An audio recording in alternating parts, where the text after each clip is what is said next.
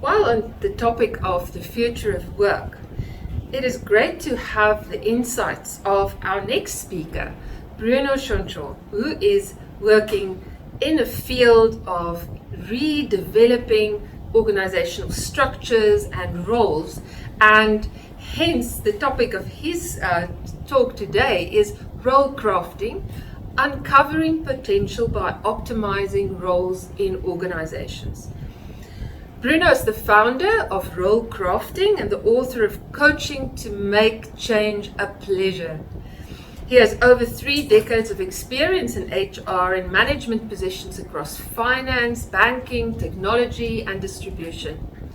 Because Bruno believes that it's not enough to simply rethink the organization chart to deal with today's complexity, he founded Role Crafting to help executives reinvent roles and responsibilities. In the session, Bruno explains his journey in HR management and how it led him to the question of meaningful work, and how to apply the role crafting approach. And in the session, he also shares a few examples of how this has been done with large organizations. In the process, it's important to know that it's not just something that involves senior management, but also all the people in the organization. Hi, Bruno. It's wonderful to have you here with us today, and thank you very much for making yourself available to be part of our Inspired conference.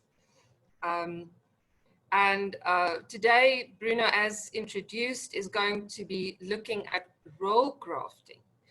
Role crafting used to uncover the potential of people and roles in organizations. Let's jump right in. Why do you think is it necessary or important to optimize roles in organizations? I mean, what has changed in the world to make this necessary? Well, look at the world we're in. We just had the COVID-19 crisis, and the world is completely different. We cannot work the way we used to be. What we did in the past was to put the organization chart at the center of the organization. But look at the way we work now. You work from home, you're interviewing me from Malaysia in France, and I'm also working from home. An organization chart doesn't describe the way we work. It doesn't work this way anymore. We have to reinvent something. And what we had in the past, for instance, the job descriptions do not reflect the way we work. They are outdated 3 months after. They are developed in silos.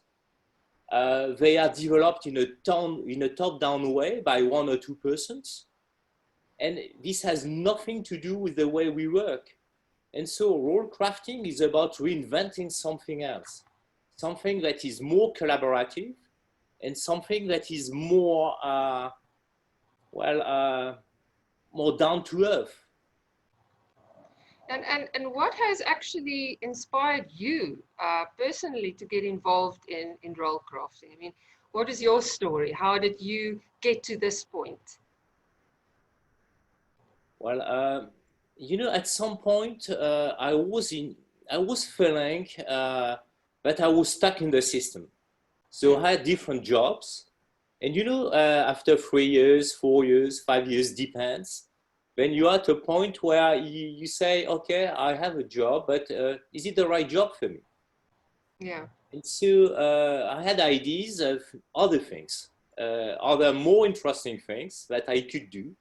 And I thought I could just add more value. I could be happier. I could be more creative. But somehow I was feeling that the system wasn't allowing me to just to bring all the value I could. And so I really was feeling stuck in the system.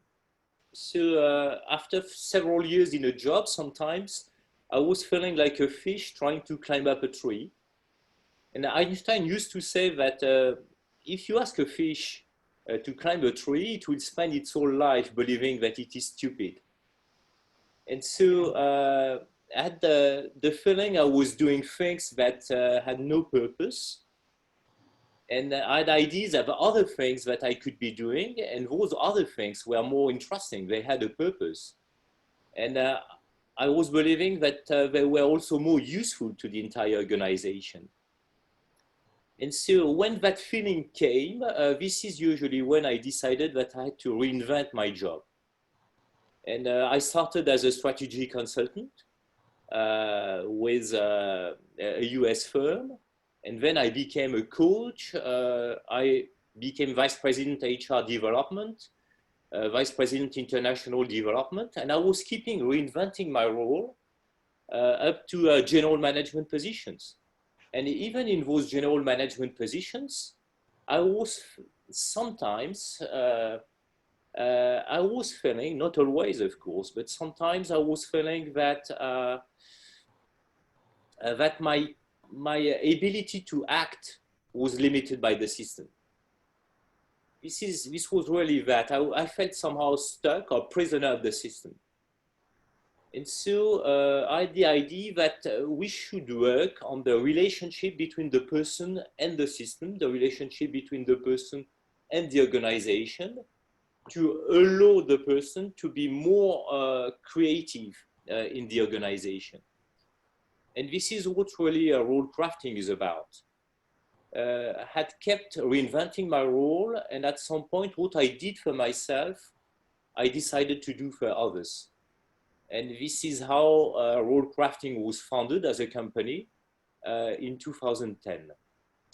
That's great. I think it's a skill as well, because many people are facing, I think, in a very intensive way, given the current situation in the world, that they are stuck, that they need to reinvent, but there's no space for them to maneuver within their own organization.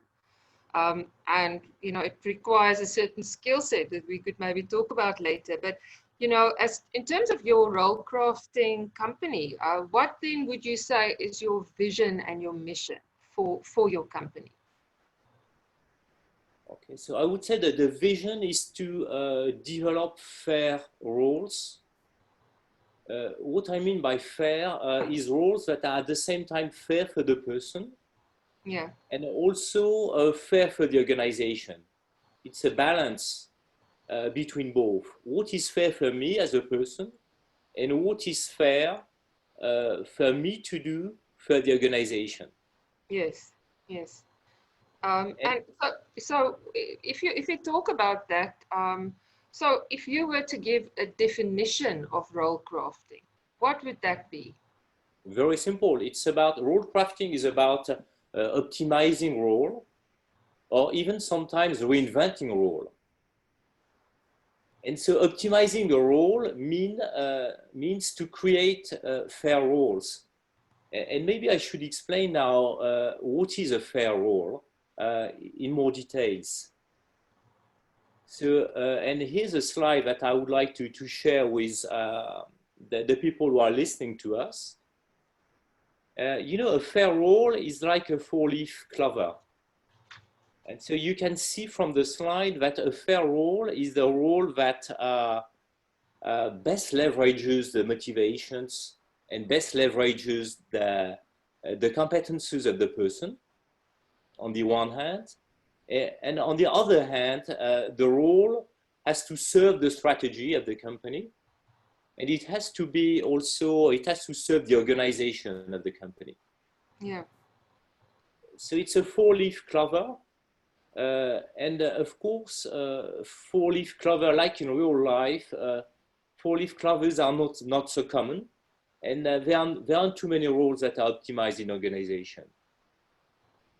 And so the vision, back to your question about the vision of role crafting is to create fair roles. And the only way to do that, we believe, is to optimize the roles one by one. Changing so what do you, sorry, Bruno, what do you mean exactly by saying you optimize the roles? So a role is a set of responsibilities and missions. And this is usually described by job descriptions. Yes. So optimizing a role means changing the missions and changing the responsibilities to make a better use of the person's motivations and competences. Oh. And then how are these roles aligned? I mean, how do you align this in an organization? Because you can imagine some people might ask the question, okay, so if everybody's individual role is optimized, aren't they going to then work in silos? How do you get this aligned within and to the vision of your company and, how your company operates? So that's why the process of optimizing roles is a collaborative process. Roles can only be optimized in collaboration between the person and the internal clients or the external clients of the person. So the process of producing the role, the process of defining the missions and the responsibilities is a joint process between the person and his or her internal or external clients. Yeah. And this is a big difference with the traditional way of doing job descriptions, right? Yes. Because with a job description, you go in with a set of actions and outcomes and behaviors expected, but you don't take into consideration the individual needs of all these parties, clients, internal, external. So you have, one has to know that is just not going to work. Yeah, exactly. The typical way is to a guy would take a piece of paper and would write down the objectives. He would write down the missions and the responsibilities. And this person would be an HR expert or a consultant or the boss. But this would be basically too conceptual. This is thinking of what the person is supposed to do. This is not the Yes. real work that the person does. Yes. This would be too conceptual. This would be worked in silo. The person writing down the job description work in silos. Whereas the role crafting process is you take people, you put them in a small group, and they work together to propose role scenarios. This is very collaborative. So would you say in your research, Bruno, that you found a lot of people don't do what their job descriptions say they're supposed to do? Oh yes, there's one thing that I very much like to do, and maybe we could do with the Inspired Conference participants at some point. I mean, if you have 100% in a room, and you ask them, when is the last time you've looked at your job description? I'm ready to bet that maybe 3 or 5% would say, I looked at my job description in the last year. But that will be a very interesting thing for us to do. We could maybe do, sorry, I'm just interluding now. We could do a Mentimeter poll or a poll that, we could send out to people and ask them to, or put a click, a link on the slide so that people at that point can click on it. Doesn't matter if they, watch it later, or we can put it in the description. And we can actually ask people to do this poll. That would be very interesting. And we can publish the results or share the results afterwards. Online. This is a brilliant idea. Yeah, I love that. we can do that. Oh, okay, so the reasons why there aren't too many roles that are optimized is because in each role there are many role alignment problems. So if a role is like an iceberg, and on the left you have the organization, on the right you have the person, and the role is where the person meets the organization. And there are tangible elements that go into the definition of the role. For instance, the organization gives me objectives, and I have some limited time. And there might be a first role alignment problem here. I don't have the time to fulfill all my objectives. But the role is also like an iceberg. It's much more complex because there are many, many things under the surface. And for instance, I have values. My own personal values are tacit, they are implicit. I don't share them usually. And I may believe at some point that what the company asked me to do, for instance, is in contradiction with my own value. And in that case, there might be another role alignment problems. Yeah. You see from this slide, you can easily imagine that there are dozens of role alignment problems. And so role crafting is about reducing or limiting those role alignment problems. Well, that makes sense. And this is a great visual that you're sharing here. And we will definitely also share that with the audience as a download, if you're all right with that. Because it does, it helps to understand these different elements so much better. So, how would you say role crafting, and you have addressed this in many of the statements and, in our description, our discussion so far, but how does this differ from the traditional way in which people perceive work, and what are the steps that we could, can you give us an example of how to go about this? Yeah, it will be easier with an example. Yes. A very concrete example. So I worked with a company that was, we started 2 years ago, and the problem they had was to reorganize down from 4 sites, they were on 4 different locations, down to 3. And so this was impacting the roles of about 70 persons in the organization. So they knew that everybody had to move, and that 70 jobs would have to be changed in the process. And the question was how to do that. How can we do that? So the usual way would have been to sit down, take again a piece of paper, and to design an organization chart. But we refrained from doing that. So what we did, in fact, stage 1 was to scan the organization. So we conducted what we wanted to scan was the organizational hotspots. So where are the hotspots in the organization? Where do we have to focus our attention on? And so we developed a scanner that works exactly like a medical scanner.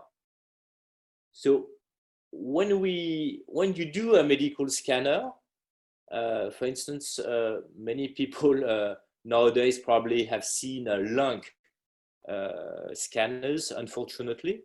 If you look at a lung scanner, you will see that some cells are in red or in yellow, and others would be blue or green. And we wanted to do exactly the same. So what we wanted to do was to help management become aware that in the entire organization, there were red cells.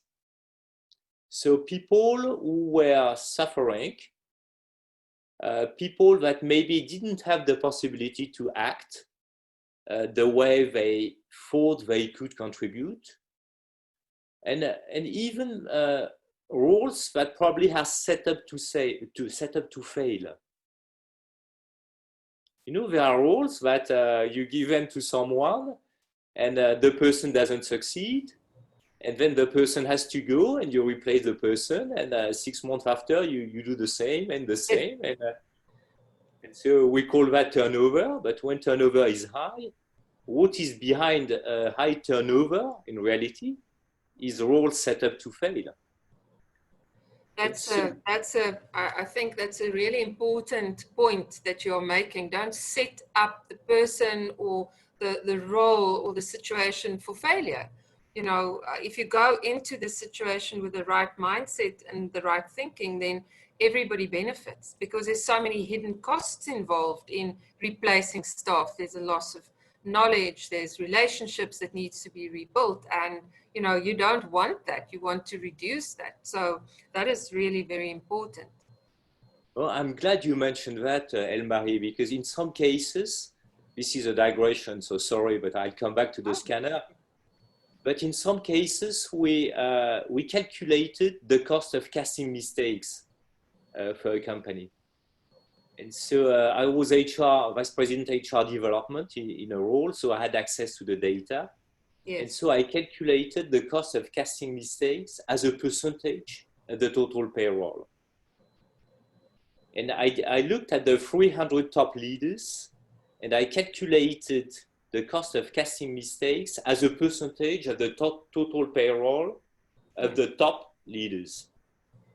And guess what? Do you have an idea of what the percentage was? I think it must be quite significant. Yeah, that was 18%. Wow.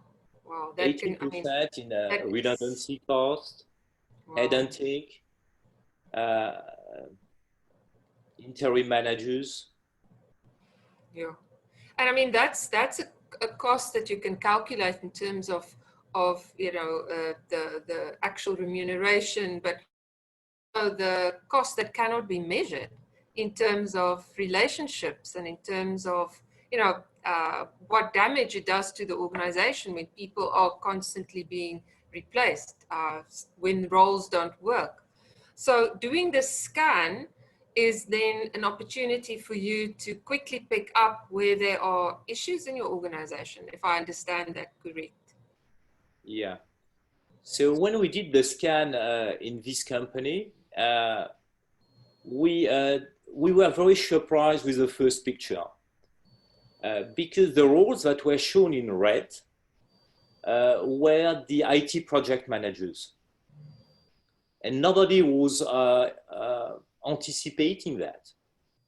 So when I was talking with the HR people, they were thinking that the persons who probably were struggling were the frontline employees. So they were mentioning technical electrical technicians or maintenance agents or this kind of persons. But the IT project managers, that was a complete surprise for them because this is a role they had created last year. These were their best people. They were thinking that these people were the ones that would help make the company more agile. And in fact, what they were saying is, well, we don't have any possibility to act. We are overloaded with bureaucratic work, and we don't have the freedom, in reality, to manage our projects in the agile way you want us to adopt. This is not possible. Yeah. So this came as a shock. But would you say that some HR managers who listen to you would say, but we give people surveys, so we are asking them, we are handing them surveys, so we are investigating this. What would you say to them if they were to make that statement? Yeah, it's true that HR departments have engagement surveys. Yes.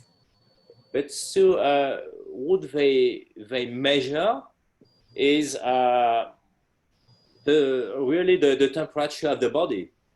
Okay, we have 39. 39 is not good. 37 would be better. Okay, so engagement is too low. But yes, this is the end result of something else. Yeah. This is the end result of something that is underneath the surface of the water. And what was underneath the surface of the water, in that case, was that the IT project managers' roles were set up to fail. Yeah. Because these guys... That came as a surprise to them, because they thought it was something else. That's very interesting. So what was the next stage then? After you do this scanning, Bruno, what do you do then? Okay, so stage 2 is to recraft the roles. Now that you know that the problem is with the IT project managers, we created small groups 5 or 6 IT project managers.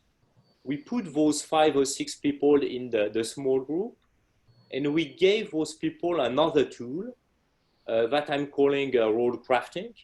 And this is where the name of the company comes from. But role crafting is a digital tool that they can use to explore their own roles in details, mission by mission and responsibility by responsibility. They all had the same title,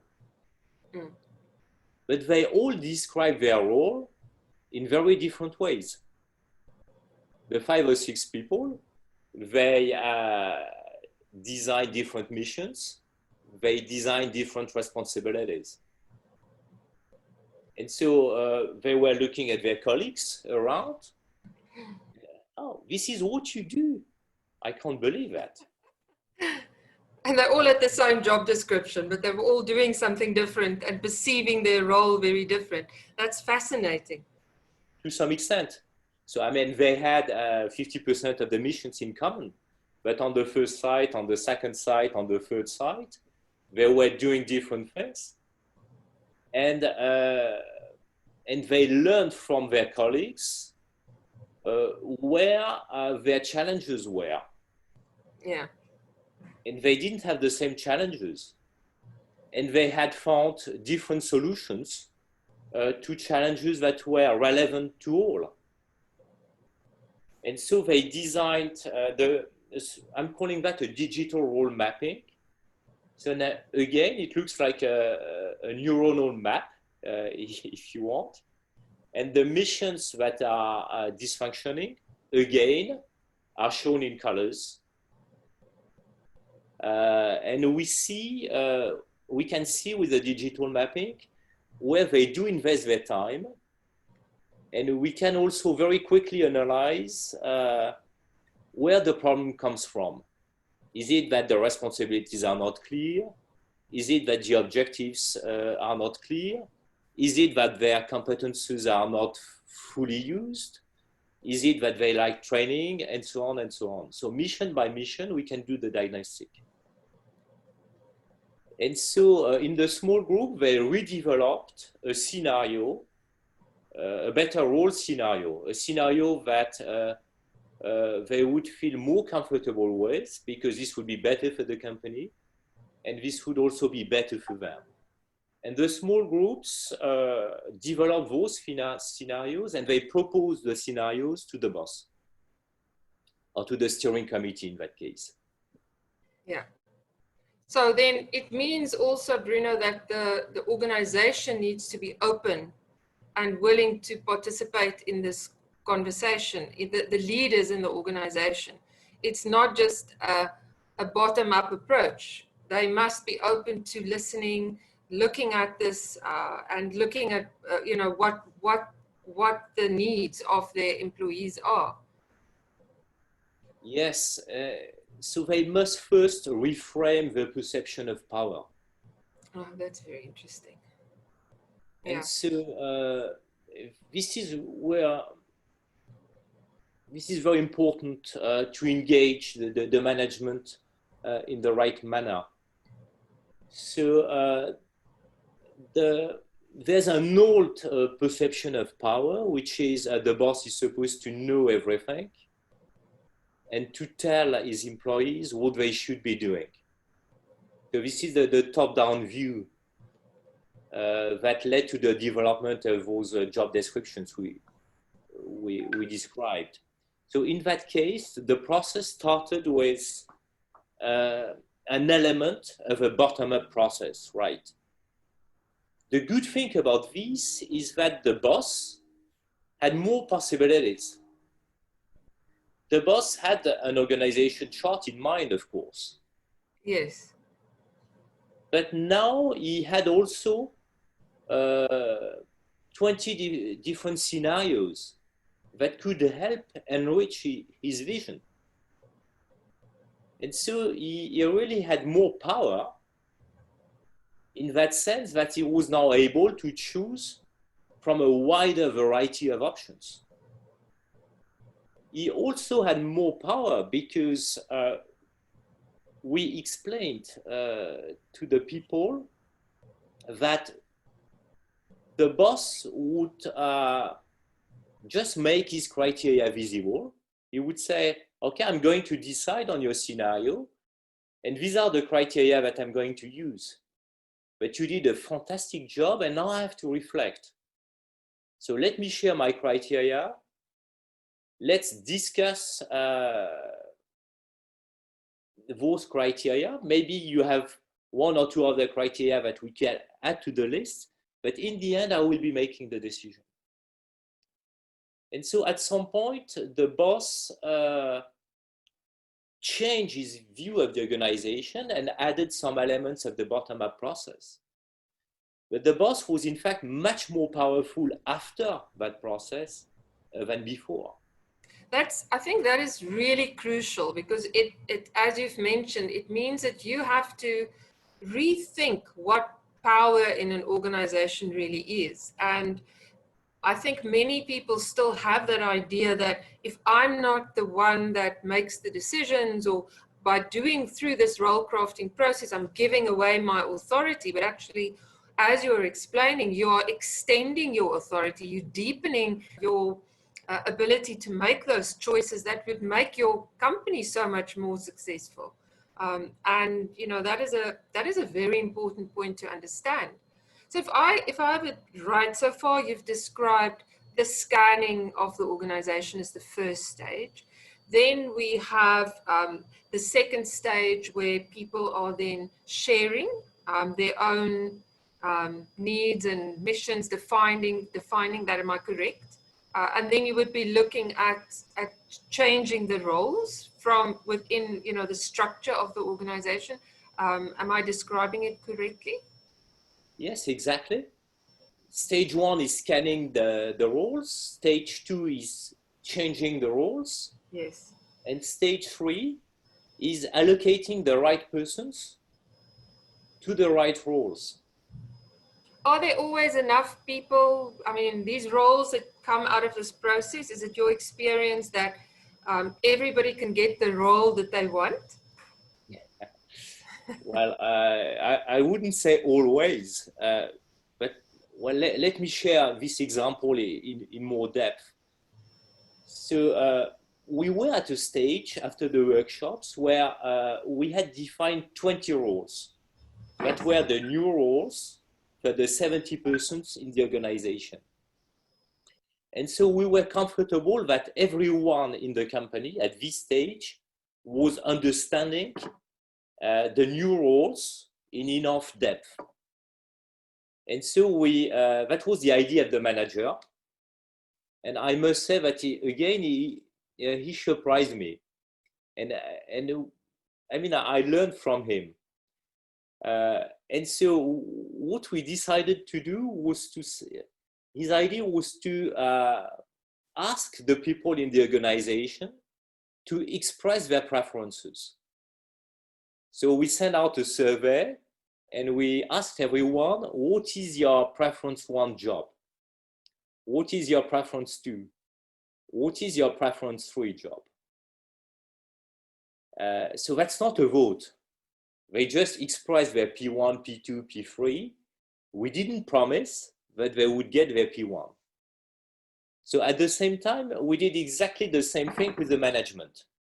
And this was top down. So again, bottom up and top down at the same time. And so we asked the managers for each role to say what was their P1 candidate, their second choice, their third choice for every role. So we explained the process. We explained again that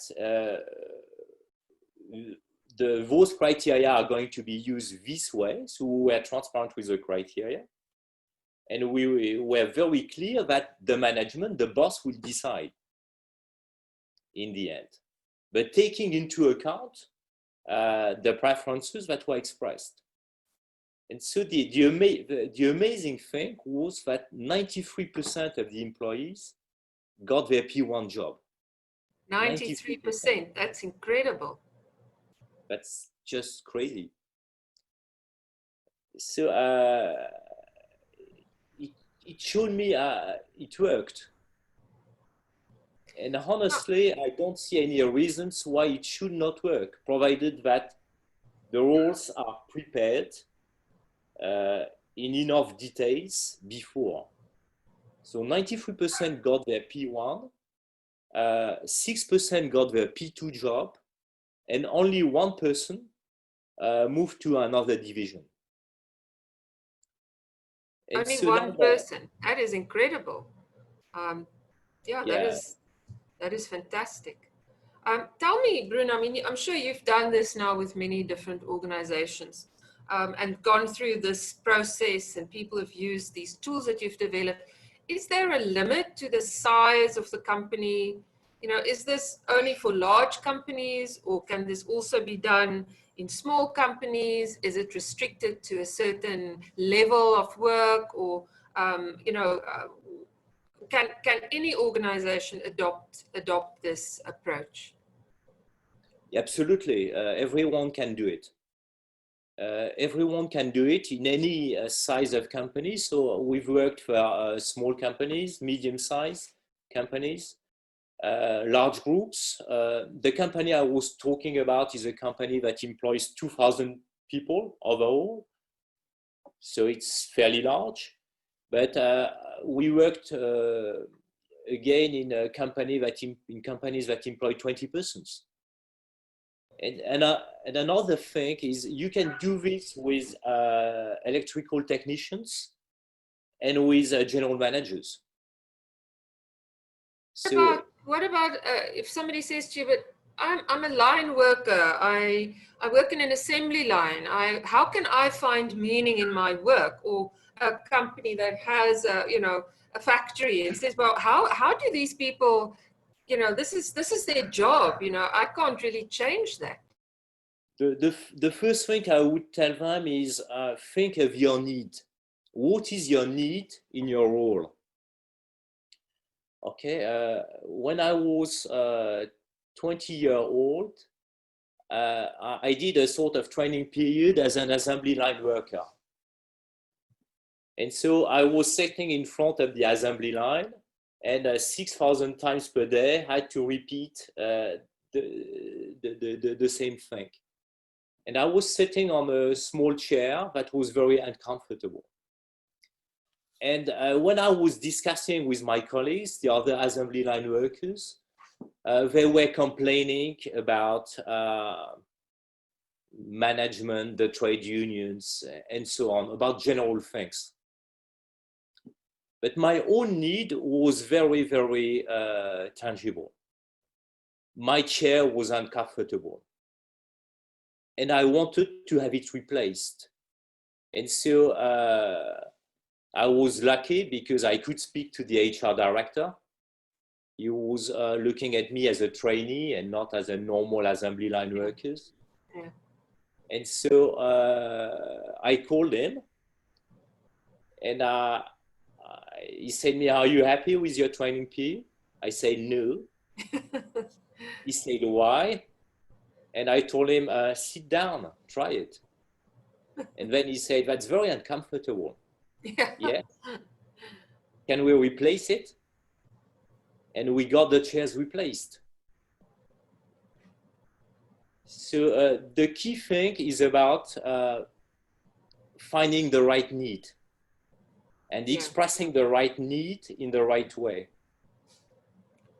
And if you don't create the channels and build this into your company's approach, it will be very hard for people who never had a voice to suddenly, you know, I think it's really important that this is something that you embrace, that you practice, and that it becomes inculcated in the very values of your organization. But you have to start somewhere. So what would you say are some of the biggest challenges with, you know, that you've seen with role crafting? To me, the biggest challenge is our tendency, our psychological inclination to jump to conclusions. Yeah. Okay, back to my assembly line worker story. The conclusion of the people around me was that, for instance, the trade unions weren't doing their job, or the management wasn't doing their job. So they were jumping to the conclusions that somebody is not doing the right thing. But by doing that, by jumping to the conclusions, they were forgetting their need. And they were forgetting that their chairs, it's crazy, but they were forgetting that their chairs were not comfortable.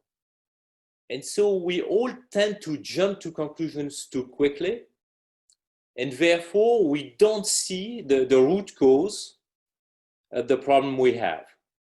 So we all tend to be a rational being, and we deny what I just explained. So we pretend that we collect information, we pretend that we analyze information, we pretend that we decide. The boss, for instance, would say that he has done a nice analysis of the organization, and that he's now in a position to decide what the best organization chart should be. But in fact, what is below the surface is that we ignore many things. The boss ignores all the different scenarios of organization that can be developed. We ignore, we judge. So the boss at some point is under pressure. He has to act, or she has to act, under the pressure of financial market, COVID, and whatever. And so he has to judge that the best solution is this. And what we do, in fact, the plan we implement is just a reaction. So a decision that is limited by our preconceived judgments. So what we do all the time is ignoring, judging, reacting. For instance, I ignore what this person is up to. I ignore all the nice things that Marie or Bruno can be doing. I judge that Bruno is an average performer. And I react by limiting the capacity of Bruno to act in his role somehow. And so the main obstacle to role crafting is ignoring, judging, and reacting. All our preconceived judgments limit the capacity that we have to act. I first limit my own capacity to act. And then, and this I'm doing unconsciously. I'm thinking that perhaps I'm not capable of taking this new position. I'm thinking that perhaps I don't have all the skills. I'm thinking that perhaps I need more training, and so on. So I am self-limiting myself unconsciously most of the time. And I am also limiting others. Yeah. And would you say, if you look at this diagram, collecting information, analyzing, and deciding, in this diagram, how can role crafting then address these challenges? Is it also because if you've gone through the whole process and people have been able to actually really reflect on their needs, on their values, on their skills, I think it would definitely limit the judging, and it will also bring to the fore the things that you've been ignoring, because you would be more aware of that.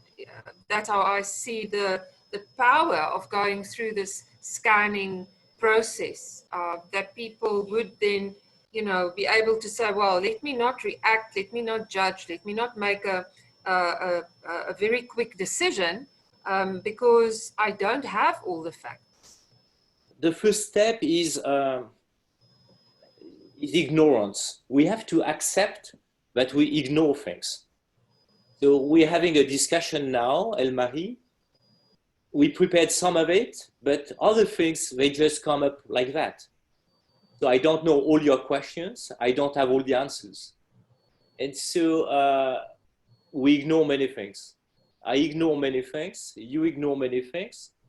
And so we are jumping together in a process, and we have to accept that we don't know where it will take us, because this is just, we're human beings. So ignorance is okay. I ignore things, and the solution will come from the joint process of our discussion. So where we have to be very careful is not to judge too early.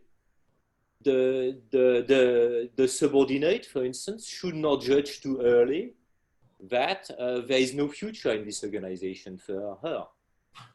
Maybe yes, maybe no. So instead of judging, let's observe first. Instead of telling others what they should be doing, give them challenge as a boss. Instead of complaining as a subordinate, or instead of remaining silent, share your needs. And this would open up the way for more options, for better role crafting options. How long, and I mean, this might be a difficult question, but how long does this process take?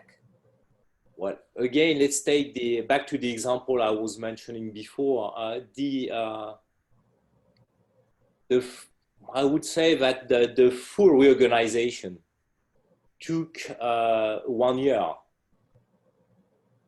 Okay, stage one, again, scanning the organization, doing the role crafting workshops, and then allocating the right persons to the right jobs, and coming to a point where everyone was really doing the right job in the right way in the organization. It took about one year. You spoke earlier, thank you for that. I mean, it does put it in context. I don't think this is something that can be rushed. It's not an overnight, okay, let's quickly do this, and in a week's time, we will have reshaped this organization, because it also requires mindset change, right?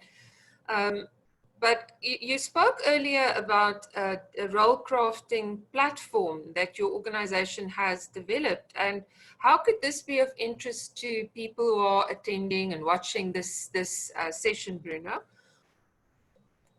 Can you perhaps share with us, what this platform looks like? Well, I have some visuals here. Oh, great. So the platform is a digital platform that we have developed to analyze an organization role by role. So you cannot do that just by doing interviews. If you want to interview 20 persons in an organization, you will not be able to diagnose an organization of 70 persons or 300 persons quickly. And so what the person does is, first, he does produce a detailed diagnostic of an organization of many employees. And so this is a detailed diagnostic, role by role, mission by mission. It's not only a diagnostic that the platform does, but the platform does also collect propositions that people can make to improve the organization and to improve the roles. So the platform also helps create the action plan. And the third thing that the platform does, it helps align the team on the different priorities. So this works a bit like a game. So if you have a team, let's say have 100 persons that you want to align on on a shared diagnostic and on the action plan, what you can do is to give access to the platform to the 100 persons. So one thing we like to do is to create small groups of 6 or 7 persons. Again, we give them access to each group to the platform, and they will scan the organization with the platform. So they will just explore each role from 50 different dimensions. And so the small groups will see things. What did you see? And then my colleague would say, but you didn't see that. You HR guys, you you always see what you want. But the R&D department will see something different, and so on. Would these groups, Bruno, would these groups be departmental groups, or would these be mixed, from different departments? The more you mix, the more diverse, the better. Ah, that's good. Because the more diverse will be the things that people will see. And so in the end, together, they build a better view of the global organization. Men will see things that, and women will see things that men don't see, and so on, and so on, and Yes, so on. yes. And especially now in our, the conversation that is really at the forefront globally is diversity and inclusion. And I think this platform then creates a very good opportunity for that very, it's a vehicle for building more diversity in your and inclusion in your teams and the views, getting the views of different people. So is this platform, who can use this platform and how is it made accessible to people? I mean, if people are watching this and they say, wow, this looks great and this is a great idea, who can use it? How does it work, Bruno? We are now making this platform available to other people. So meaning everyone or many people can use them, can use it. So it depends on who you are. So if you work in a management or in an HR role, or in a management role, if you are running a business unit, then you can use the platform to optimize your own organization and to align your team faster in a playful way. So company managers can use it. But if you are an individual, and if you are also wondering, should I leave that company? Or should I stay? Or I want to stay, but how can I create a better role for myself in this organization? How can I make a career change? Then what you want is an individual way of analyzing your own role and of developing role scenarios. And so the platform can also help you here. Oh, that's the platform can help you reinvent your role, and the platform can help you convince your boss. Oh, that's very interesting. I can now remember a case of a woman, and she was harassed by her boss, and she was about to be fired. And so what we worked together with her, and she developed role scenarios for her to get a better job. And when the boss saw the way she had developed the role scenarios, he was so impressed that he gave her a new job. So it's a tool to empower people, and I think at this point, when if you think about our conference, we are asking the question: what is the future of work, and what's the future of skills? And so many people are wondering about their own careers, where to go, what to do. So this as a tool is something that is really very, very useful for you, especially when you are uncertain and you haven't actually had that opportunity to really sit down and work through these different competencies and look at yourself or look at your interests in this way. So I see on the slide that you also mentioned it's also available for consultants and coaches. So they could also, as I see, can work through this platform with individuals, which is a great tool that gives some structure to these coaching conversations. That's fantastic. Bruno, I wonder,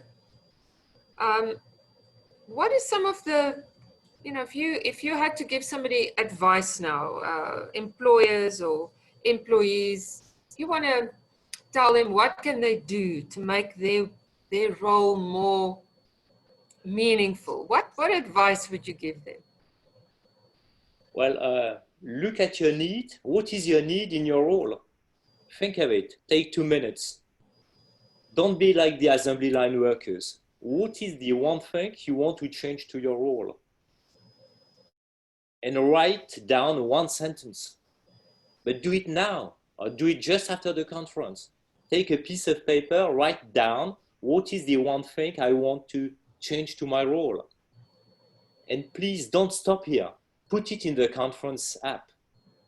Yes. You have a one. Yeah, how is it called? That's a very good idea. That's a very good idea. We have the conference app. Let's challenge our viewers to go and use the conference app and just to record yourselves, you know, say this, because as you say, you know, it's, if we put things off, then we don't get to it. But if you take action now, you could maybe come back to this next week and say, yes, that's what I thought at that point in time. So write down your sentence, record it, put it in the conference app, repeat it out, say it out loud, practice it with others, keep repeating it, keep saying it to others, and at some point something will change. What was the sentence that you said to yourself, Bruno, when you embarked on this role crafting journey? Well, it's a tough one. I guess it's... I'm putting you in a spot now. Yeah, thank you for doing it. Yeah, okay. So how it started? Honestly, I had no idea of the platform. I had no idea of the role crafting process. Yeah. I didn't have any idea of the role crafting name.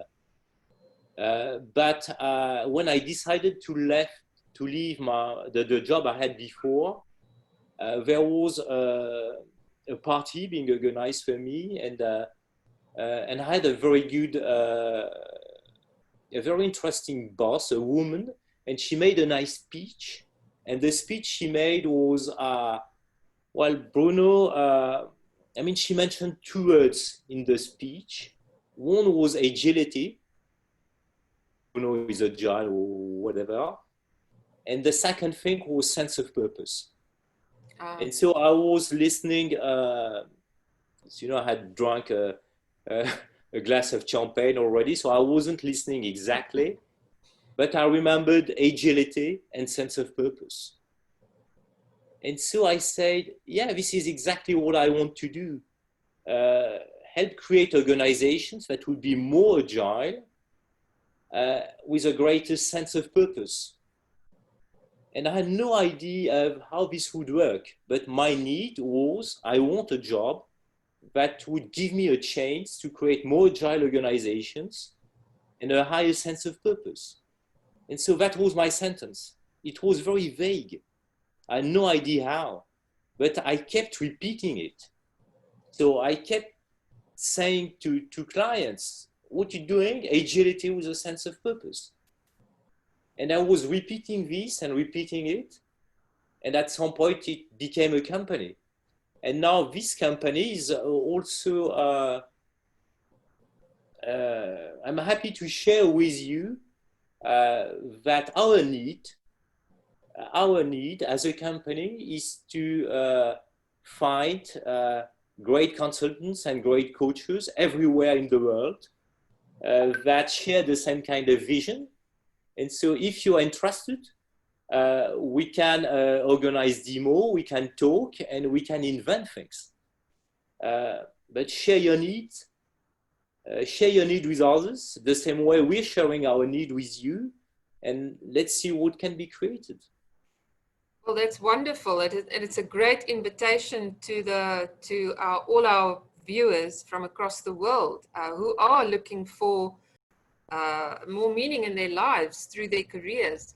I think it's something that a lot of people are feeling at the moment, either feeling lost, feeling that they see things happening in the world that they do not feel they can influence, and they want to maybe find a way in which they could bring more meaning and could influence and could help and participate and have a meaningful life, because you spend so much of your life at work and busy with work. So I think that is a really great invitation that you are sharing with everybody, Bruno. I'm excited about it. I'm looking at that platform thinking, wow, you know, I would love to learn more about it and see how that could be, we could help that in the work that we do. So that is amazing. And thank you very, very much for this very, very interesting talk and for sharing how companies can become more agile and how they could be more meaningful. Because if people find that fulfillment in their role, there's a collective energy that comes from that meaning, from that synergy, from that sense of purpose, where people go to work feeling fulfilled. And I think that's what work should be all about. So I can definitely see how role crafting seriously could impact very positively on organizational culture, on the bottom line, on happiness, because I mean, that's a positive environment really does influence people's ability to be innovative and creative and feel the freedom to make mistakes as well, because that's also important. Oh, this one is the best freedom we have, the freedom to try and share mistakes.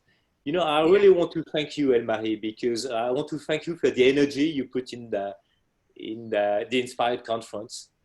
I want to thank you for the possibility you give to others to share ideas and to share needs. I want to thank you for the inspiration you have to create a community of people that want to create a better world. And I really want to thank you for what would be great if everyone in the Inspired Conference community everyone would start sharing a need with others. Just that. That will be awesome. That is awesome. And thank you so much for your feedback. It is really what this conference is about, Bruno. It's about a change, a community of change makers. It's about looking forward with optimism and see the possibility and not the impossibility.